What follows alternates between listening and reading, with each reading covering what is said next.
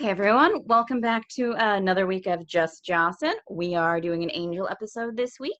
I am one half of your host, Sabrina Hannon. And I'm the other half, Jasmine Heron. This week we are discussing Lonely Heart, which is the second episode of Angel. And it opened, well, do you have any fun facts? I do not have any fun. Do you have any fun facts? Nope. Nobody cared enough to put on the internet the fun facts of Angel. At least not yet.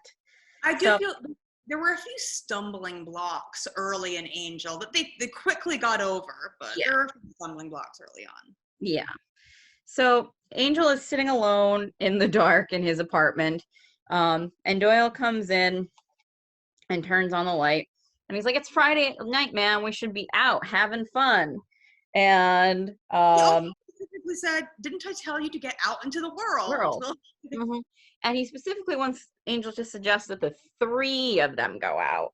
And Angel's like, "Dude, just ask her out if you want to go." And he's like, "No." Referring to Cordelia, and Doyle's very intimidated by Cordelia at this point.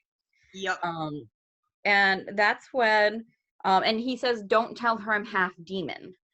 Mm-hmm. And in prances Cordelia at that point with new business cards. Yep. That no one can tell what's on them. Angel's like, "That's a nice butterfly." And I was like, "Don't be ridiculous. It's obviously I think he said bird. And she's mad. She's like, "It's an angel, you idiots." Now I do think that it would have helped if there had been some form of halo or something. Yeah. I can see the abstract angel wings, but maybe a halo would have made it too religious-y and not defending Angel. Yeah. But it definitely has a butterfly vibe to it. I can see that. Out of everything that's been offered up and will be offered up, the butterfly makes the most sense. Yep. So while they're talking business cards, Doyle gets a very painful vision. And I think is it the first time we actually see him get the vision? Yeah. I thought we saw it last time. That he got it? Didn't. No, because he just showed up after having had it. Yep. Mm-hmm. So this is our first time seeing what he sees, which is a very vague vision. And a bar. Just love and an ominous feeling. Mm-hmm. So they go out to Doyle, which is the vision, the club in the vision. We see a young woman sitting alone, and this guy comes over and gives her the "Don't you just hate places like this" vibe, line that. And he looks like a predator because he's looking at her like she's dinner, basically. And then he gets up and he only puts on the smile when he starts talking to her. And when she turns away, he goes dead face again. Yep. So the automatic assumption would be he's the problem. There's something bad with him. So he continues chatting her up. His name turns out to be Kevin, and he's chatting up this woman. They're both, I think they're both recently divorced is what they're saying. She's out of a bad relationship. And they're talking about how crappy the dating scene is and that sort of thing, and how they just want connection. Yes, just want connection. And then Angel and Doyle and Cordelia get there, and Angel just goes to the bartender, kind of asks him if there's been any trouble or anything, and the bartender's like, "Oh, it usually the women don't really show up until 11." Yep. Meanwhile, that's what he thinks is the kind of trouble he's looking for. Meanwhile, Cordelia's just, here's a card, and Doyle stops her, called her princess, which in my mind was very Han Solo to Princess Leia. Like, Oh. I did not get that, but what were you getting? I mean, this is at a time like where calling someone princess very much so could have been, I don't know if he necessarily meant it as an insult, but he's calling out her lack of knowledge. Like, this isn't how the world works. Get off your royal throne. That's how I took it. Like, But also, I felt how Han Solo was talking to Princess Leia. I've watched Star Wars, but I don't know enough about it. Like, I have not watched the original ones enough to be able to weigh in on that. It's very, you do not understand the real ways of the world. Yeah, because Doyle points out, like, they can be arrested for this. Like, they don't, Mm-hmm. Angel doesn't have a detective's license. Like, he's not a private investigator legally, and you do usually need a license for that. Yep. Which we find out later in the episode. Yes. So Angel is, making no progress, and he sees a woman at the bar, Kate. And Now, I love Kate. but I don't like the way she's acting in this episode, which I think that she's trying to make herself more vulnerable for the attacker, Oh, yeah. but it comes off very, very self-deprecating. Mhm. Well, I mean, it is self-deprecating, but Which, if you're trying to make yourself an easy victim, that's the best thing to do, yep. honestly, because that's what they're going to be looking for. So Cordelia inadvertently points out to Doyle our soon-to-be victim Sharon, because she says, "Look at Sarah, plain and tall. She comes from money, or she has money, because she's walking out of here with a Calvin Klein model." You mean who we think is going to be the victim? No, she is the victim. Yes, she is the victim. Then she is the victim for this part, and then she turns into, because he jumps into her body. No, I'm pretty sure she jumps into his. Nope. Because then she comes back the next day with the new guy. She's there, and she jumps into the new guy's body. Oh, yeah, you're right.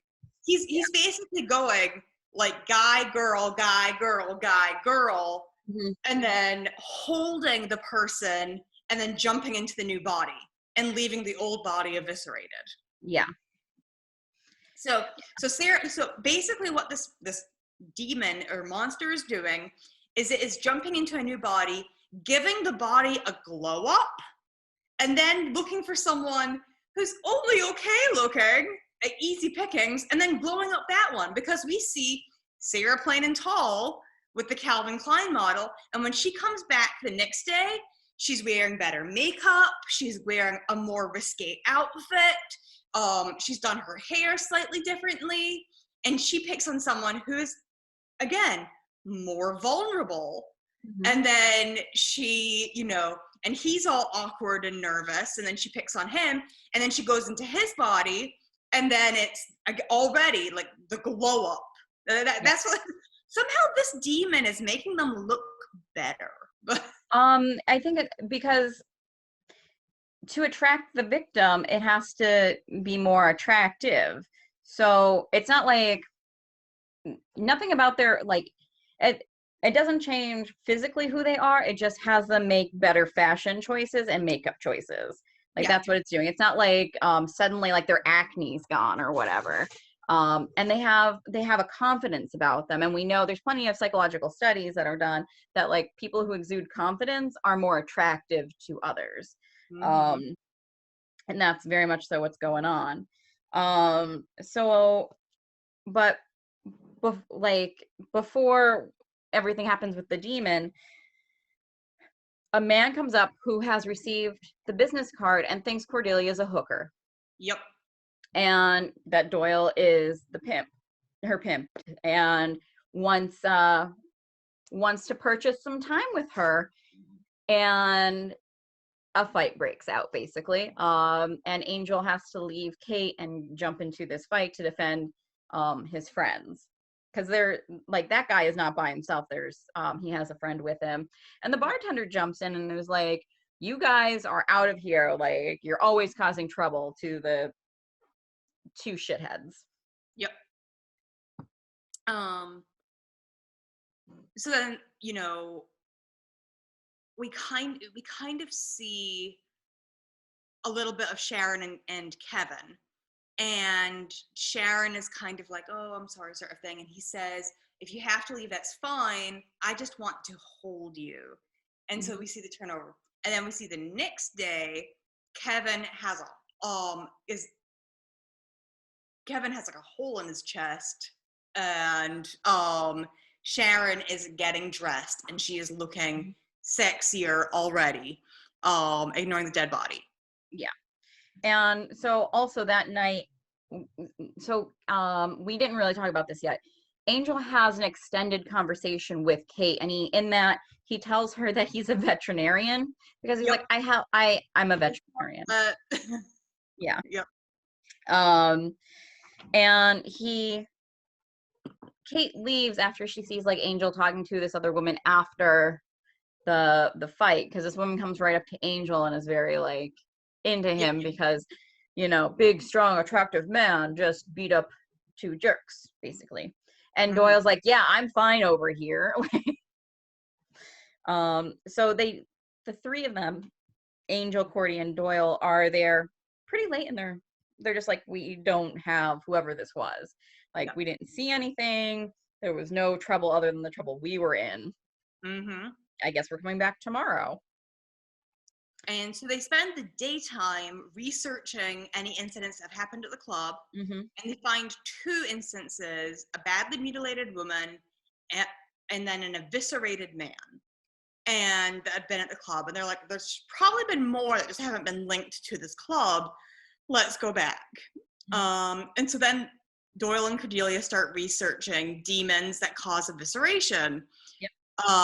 And Cordelia's like, ew, demons, and specifically points out one that wears human intestines as a crown on his head. And she's like, why? Why? And Doyle's like, well, not all demons are bad. And she's like, present to you exhibit demon intestine head. Which, I mean, technically, Angel's a demon. Yep. But he's a demon with a soul. Yeah. Like, this is still very a demon.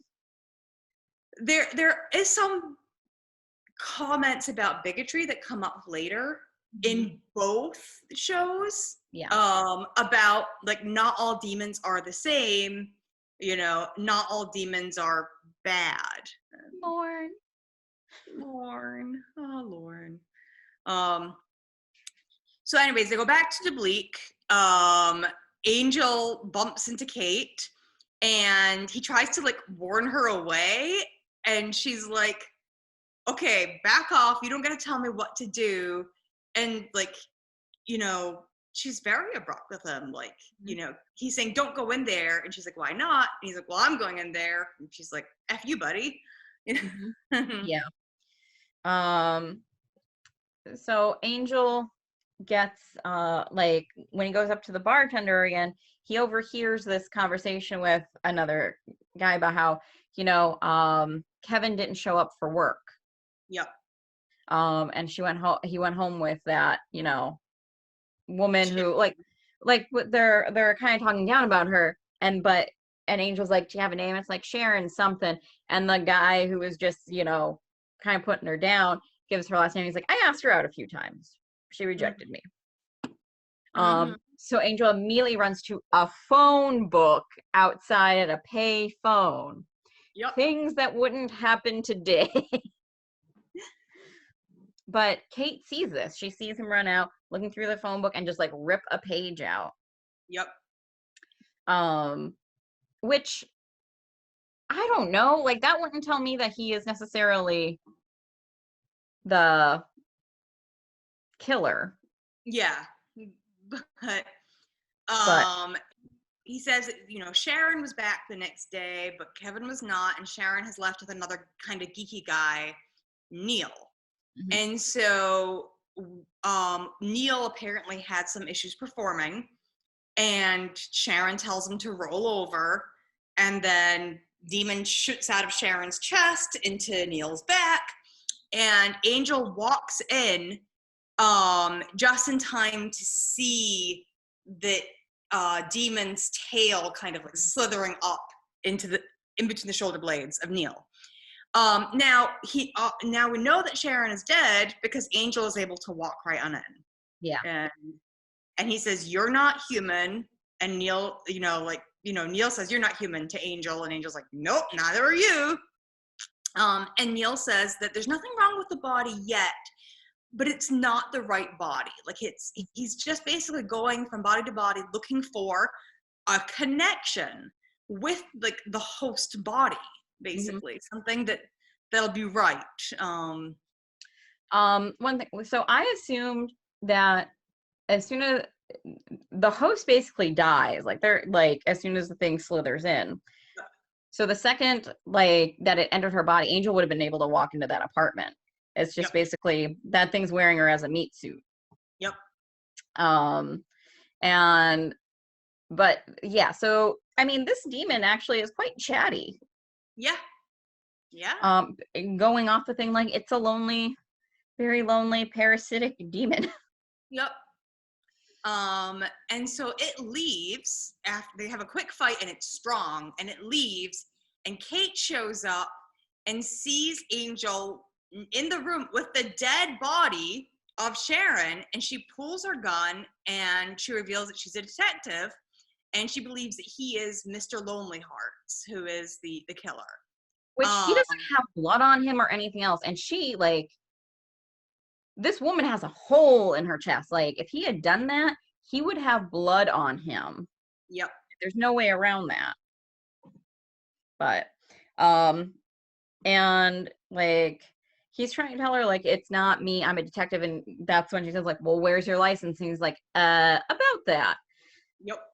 So he's like, I'm so sorry, and because she's has him against a wall and is going to put cuffs on him, and she's like, about killing this woman, and he was like, no, about this, and he like knocks her to the ground and jumps out the window. Yep. And then we see the demon in Neil's body like just on the ledge like listening to everything. And so then we kind of have like a montage. Kate like is checking out Angel's apartment. Doyle and Cordelia are doing more research, and we see the demon in Neil's body jump into a woman's body, like immediately. Yeah. It's already. It's like, nope, not Neil. Going back and finding another one. Yeah. And Angel's actually, this will tell you how smart Angel is as well. Like he knew that Kate was going to find out where he lived and go there because he tells everyone to meet up at Cordelia's. And Doyle is disgusted by Cordelia's apartment because like she just has like cereal bowls on the floor and it is a mess. And because Cordelia has never had to clean up after herself. Yep. Like she's always had someone to do that for her. And that's not life now for her at all. Oh my goodness. So many freshman college students are slobs, are so gross because they've always had mom or dad telling them to pick up their dishes, vacuum their room, and without someone specifically telling them to do it, they just let it go to hell. And this is Cordelia, also the same age as, Buffy and Willow, Yep. Living on her own for the first time. And she's always had maids and stuff like that growing up. So she's even worse. It's nasty. Yeah, it's real gross. Like Angel walks in and he's like, ugh, too, because I'm sure like as a like there's no way that place didn't smell, and I'm sure like as a vampire with heightened senses, he's probably like, I smell the mold. Throw out everything in your fridge. So yes, and Kate, it's important to note, is searching Angel's apartment without a search warrant. She's just, which is a terrible thing to do as a police officer. Like anything she would have found would have been like she would have if he was the murderer, she would have ruined that whole investigation. Yeah. Like it would have been done. Because if he had security, he could have been like, oh, well, she was there planting the evidence. I didn't do anything. Mm-hmm. But they figure out the name of the demon. Talamar, I think is how they say it. Yeah, I think so. Uh, Talamar. yeah, and he's a burrower demon. Um, Who's vulnerable to fire. Fire. And Angel's like, something we have in common. Mm-hmm. Angel calls Kate at the police station and says, meet me at 7. And she's like, why would I do that? And she's like, and he's like, bring whoever you want to feel safe. Like, I don't care. You can have snipers on me, whatever. And that really changes. Like, at that point, she's like, okay, then I'll go. Yep. So Kate gets there before Angel and goes up to the bartender and asks like if he's seen Angel. Yep. And he's like, no. But then comes to get her later and is like, oh, that guy's out back. And I think he said he had someone with him, right? Yeah. So Kate goes, like, he opens the way for Kate to go and then knocks her on the head, knocks her right out, and is going to like jump into her body. Like we see that the burrower got to the bartender. Yeah, which the bartender's not a bad looking guy. I would say he's arguably probably the best one that the thing is burrowed into. Yep. But Angel interrupts the burrowing. But because of that, like the guy's falling to pieces. Like the body, it cannot handle like almost burrowing and then not. And like so flesh is kind of like peeling from the skull and he's sweaty and there's kind of a blood stain. Yep. It's not a good look. Like you're not going to get anyone with that. But he locks Kate and Angel in the basement. And yeah, apparently I'm looking up this guy now. He's played a few different things across, he was in Dawson's Creek. He was an episode of The West Wing. He was in Stargate SG-1 for quite a bit as Rachnor. Beauty and the Baller as Sergio. No idea. But yeah. So he locks him in the basement. And he's immediately, and again, this is part of the confidence thing. But also the body is already starting to decay. But also he's so desperate that like he's driving people away, who he's going after. Angel says that he is going to get them out of there, and he like pulls out a grappling hook. And she's like, who are you? And then of course the grappling hook totally fails. Like it would have been a total kick-ass moment. It's not. But the wooden beam is not strong at all that he decides, and it just like falls pathetically to the ground in a hilarious moment. Yep. And I'm so glad they did that. So then Kate's just like, I'm just going to shoot this lock off, okay? Like, I have a gun. Yep. So they do that. And just in time, too, because by the time Angel gets out to the street, the demon in the bartender has just, like, grabbed a woman. Yep. And is taking her down an alleyway. And there's, like, some homeless guys, I assume it looks like, with a barrel that's on fire, using it for warmth type thing.